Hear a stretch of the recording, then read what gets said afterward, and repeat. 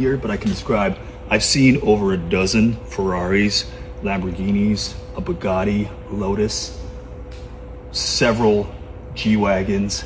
These are just some of the assets the government has seized from fraudsters who have taken your taxpayer dollars and bought some of these ill-gotten gains. LA's top federal prosecutor, Bill O'Saley, showed us around this U.S. Marshal's warehouse. It should offend every American taxpayer that these people are taking advantage of the system and enriching themselves. These items had been owned by Paul Randall, who pleaded guilty to wire fraud this year in one of the largest Medi-Cal fraud cases in California history. He submitted above $270 million worth of claims to the state of California through Medi-Cal. He was paid $170 million. $170 million of hard-earned tax dollars. That's correct. And what's most egregious about this is it was basically no questions asked. He basically exploited a loophole in the state's processing system.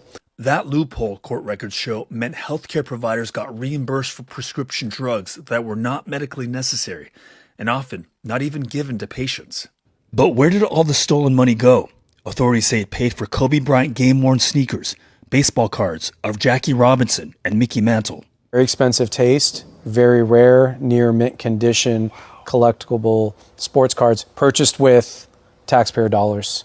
O'Saley also showed us Randall's home, one of 7 properties he owned. Let me tell you what a piece of work this Randall guy was. He's got 6 prior convictions for fraudulent conduct, and he was out on bond waiting sentencing when he started this new scheme. He was effectively on bond when he decided to defraud $170 million more. Yes, it's crazy. Who's responsible for the breakdown of the system? Obviously, there's a breakdown in the criminal justice system. If this guy was able to have 6 convictions and never did any real prison time. We turned up a private driveway. He was living like a king off of us. Climbing into an exclusive corner of Orange County. It's 8 bedrooms, 10 bathrooms. Randall faces up to 30 years in federal prison. He didn't want to talk to us for the story. The federal government will try to recover some money by auctioning his assets. But O'Saley warns, in other cases, they can't get back the money. We see a lot of that money leave the country quickly. And once the money leaves the country, it's much more difficult, if not impossible, for us to trace it or recover it. Investigating government fraud is a priority for Haywood Talcove. He's been warning officials about scams for 2 decades. U.S. taxpayers lose $1 trillion a year to these criminal groups.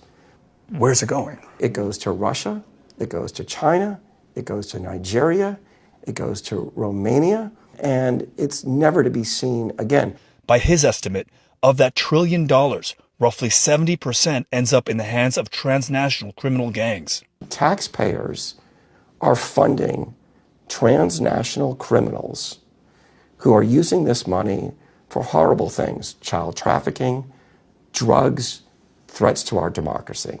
Cars, cards, compounds. This is what fraud looks like after it's already happened.